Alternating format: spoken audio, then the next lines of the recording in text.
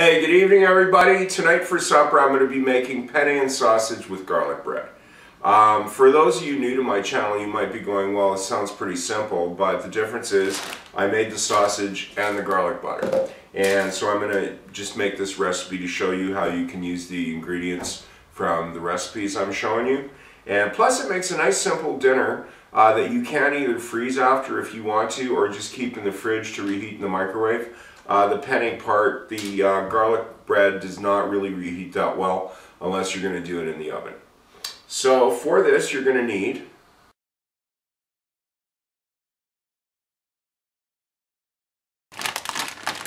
set a pan over medium-high with a little bit of oil, wipe it out first, and then get about a pound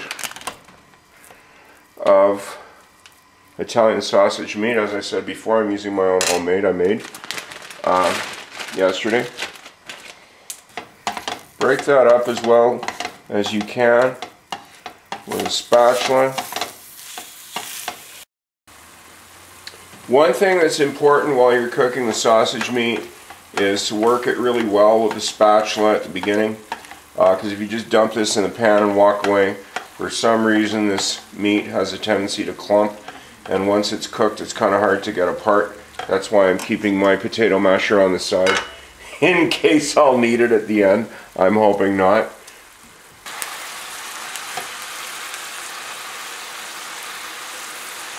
When nearly all of the water has evaporated from the meat cooking, what you want to do is you just want to fry the sausage meat briefly in the grease that comes off. Not too long. You want it cooked but not too crispy.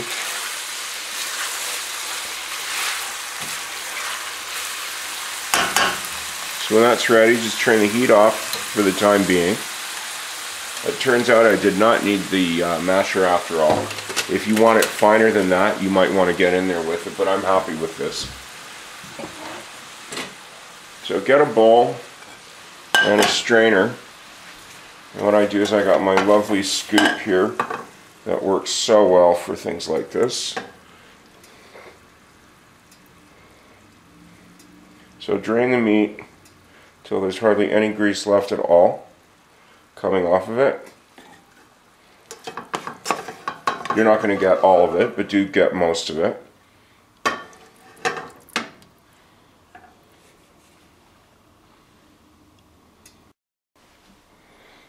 So in a medium saucepan, start simmering the crushed tomatoes.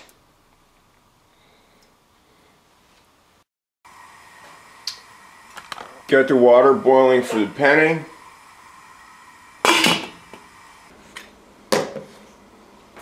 Next, get the garlic bread ready. For this, I just buy a good loaf of French bread. And then what you do is start cutting it down the middle like that.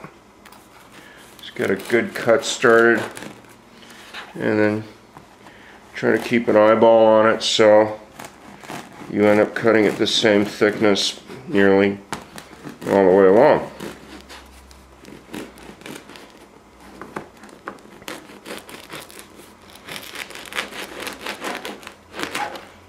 Okay. If your garlic butter is a little too solid coming out of the fridge, either let it warm up on the counter for a while, or what you can do, what I'm doing, and just stir it up in the container a bit, and then dab a bit on. You don't want to try to spread it out too much now because you don't want the bread to tear, but just work it a bit and put another glob around the middle.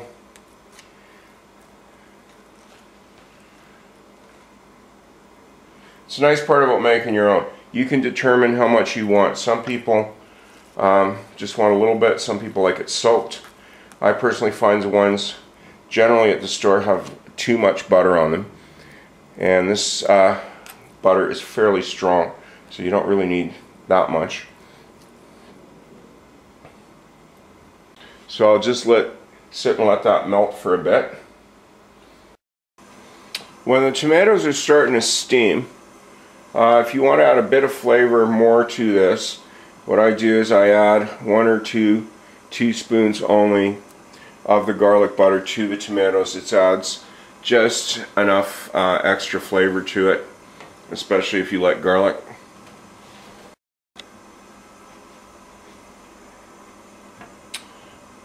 When the garlic butter is melted into the sauce and it's starting to steam, you can add the drained sausage meat and let that all simmer.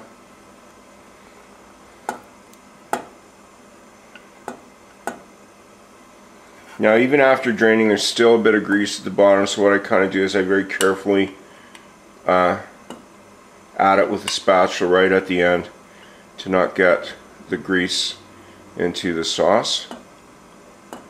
And if I lose a little bit of the meat, oh well. Just mix that in nicely.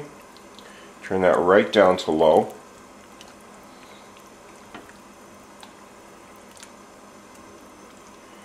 And then turn on your oven to get the garlic bread heated up.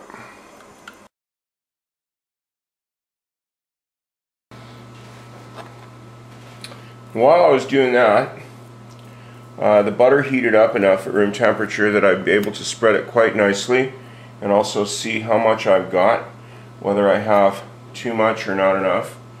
And it's pretty close, but I still think I will add a little bit more on each because it's looking a bit dry around the edges.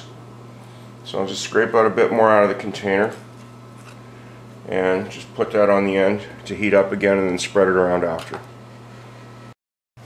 Well, I got called away from the stove for a bit, so I turned everything down except the oven, which was still heating up.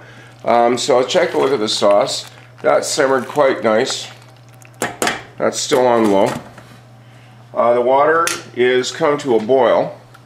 So what I'm going to do is I'm going to toss the penne in and put the garlic bread into the oven at the same time.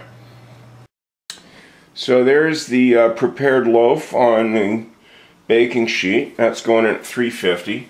The penne is supposed to cook for 7 minutes.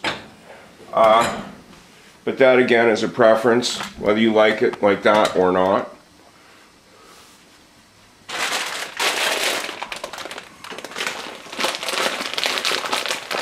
And since I probably am going to be reheating this at least once, I think I am going to undercook it or just cook it to the temperature. I love having some of this stuff in the fridge. If you have a late night at work, just pop some in a bowl, throw it in the microwave.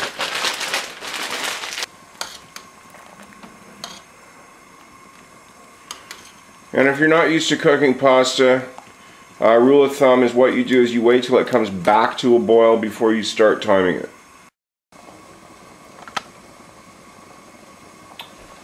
Timer did go off, but I let it go for another minute or two.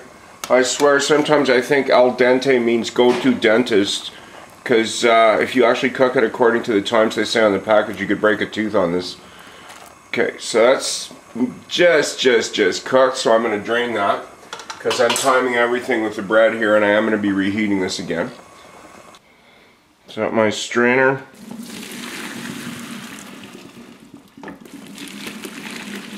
I had the plumber in here last week. He swore to me that the pipes could not break. However, if yours might, do remember to run cold water when you do that. Now, any kind of tubed pasta like this, definitely give it a good shake, because you want the water to drain out in the sink and not into your sauce. Time to take a quick look at the bread while the pasta is draining. Yeah, that's looking nice. I don't think I'm going to have to put that under the broiler. Once the pasta is drained, gently put it back in the pan, which has been turned off but is still hot.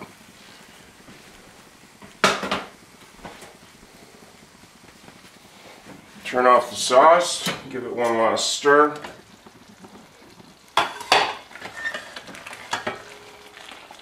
Now this will have thickened up quite a bit at this point, which is what you want. Throw all of that in. I personally, when I make this, do not do the whole dry pasta with a spoon of sauce. I like to mix it all up. That again is personal preference. Do what you want, it's your supper. So I just pop a lid on this for the time being, get the bread out, cut me a slice or two and plate this. So there is the garlic bread just pulled out of the oven. I'm going to zoom a bit here so you can see. It's those little toasty crumbs that are telling me that this is cooked enough. Now, if you really like yours cooked, by all means, feel free to pop it under the broiler. Now to cut it, I usually cut it together, so I got my oven mitts, because yeah, I have a tolerance for heat, but this is just too hot. And you can hear how crunchy and nice that is. So I do cut off the end bits, and I don't serve those. And I will cut a piece about this big. Now the rest I'm going to let cool off and wrap up in a piece of tin foil so I can reheat that in the oven on warm when I want some more. So there's my penne and sausage with garlic bread using homemade Italian sausage meat and homemade garlic butter. Now, even if you do use store-bought sausage and garlic butter, it still makes a nice dinner, and I do hope you try it, and hope to see you again. Thanks for watching.